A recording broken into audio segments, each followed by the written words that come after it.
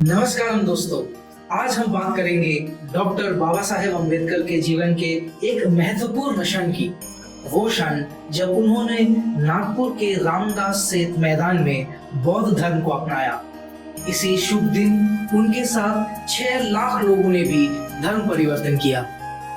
कहा जाता है कि जाति और प्रथा के मायाजाल से व्याकुल होकर डॉक्टर अंबेडकर ने दृढ़ संकल्प लिया कि भाग्य ने उन्हें एक हिंदू के रूप में जन्म दिया होगा और वो अपने अंतिम सांस एक हिंदू होकर नहीं लेंगे। इस घोषणा के बाद उन्होंने सभी बड़े धर्मों के सिद्धांतों को गहराई से समझा। फिर बौद्ध धर्म के मूल विचारों से प्रेरित होकर उन्होंने अपने और अपने समर्थकों के लिए बौद्ध धर्म को अपनाया। 14 अक्टूबर साल 1956 में डॉक्टर अंबेडकर ने अपने पत्नी के साथ बर्मीज भिक्षुक महास्तवीर चंद्रमणि से 3 जूल्स और 5 प्रीसेप्ट्स की शपथ ली। फिर उन्होंने अपने साथियों को भी यही शपथ दिलाया। उस दिन नागपुर में एक नया इतिहास लिखा गया। नागपुर नियो बुद्धिस्ट आंदोलन का जन्म स्थल बना।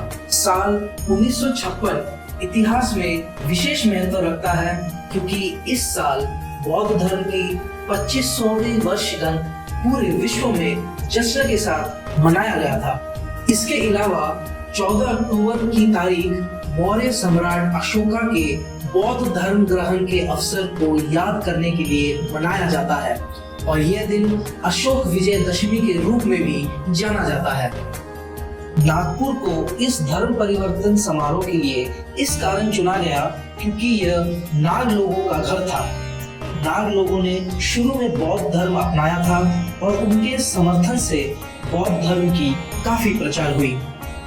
डॉक्टर बाबा साहेब अम्बेडकर ने अपनी अंतिम सांस 6 दिसंबर 1956 को ली, सिर्फ 1.5 महीने दीक्षा समारोह के बाद। उनके निधन के बाद भी यह समारोह धर्म परिवर्तन को प्रबल रखने में जारी रहा और मार्च 1959 तक 1.5 से 2 करोड़ लोगों का बौद्ध धर्म में परिवर्तन हुआ।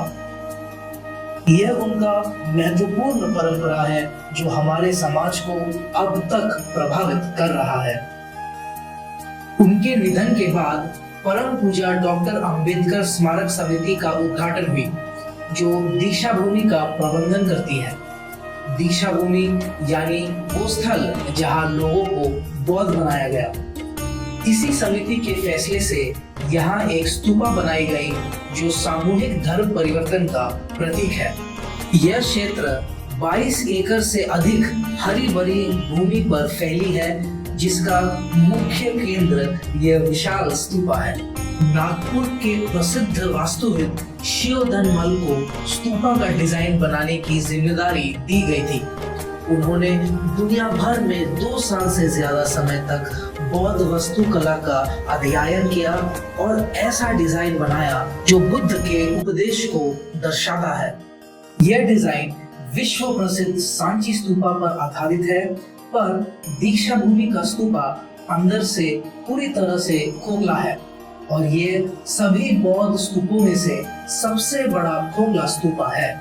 साल 1978 में शुरू हुआ था इसी स्तूपा का निर्माण। एशिया में पहली बार एक अनोखी technique central block locking system का उपयोग किया गया था इस खोखले ग्लोब जैसी संरचना बनाने के लिए। इस स्तूपा का व्यास 120 स्क्वायर फुट है और इसके अंदर 5000 से ज्यादा लोग पधार सकते हैं। सांची स्तूपा के तरह इस स्तूपा के भी 4 द्वार है और इन पर राजस्थानी संगमरमर से बने धम्मचक्र, घोड़े, हाथी और शेर की मूर्तियां भी है। 18 दिसंबर 2001 को भारत के राष्ट्रपति डॉक्टर के.आर. नारायणन ने इसका महा उद्घाटन किया और तब से यह स्तूपा लोगों के लिए प्रेरणा का स्थल बन गया है। तो दोस्तों, यह कहानी हमें यह सिखाती है कि एक सपना अगर सही दिशा में हो तो कैसे हकीकत में बदल सकती है और एक व्यक्ति कितना बड़ा परिवर्तन ला सकता है। डॉक्टर अंबेडकर का यह कदम हमें हमेशा प्रेरणा देता रहेगा। अगर आपको दीक्षा भूमि का ये वीडियो पसंद आए तो लाइक, शेयर और सब्सक्राइब करना ना भूलिए। मिलते हैं अगले सफर में, तब तक के लिए नमस्कार और धन्यवाद।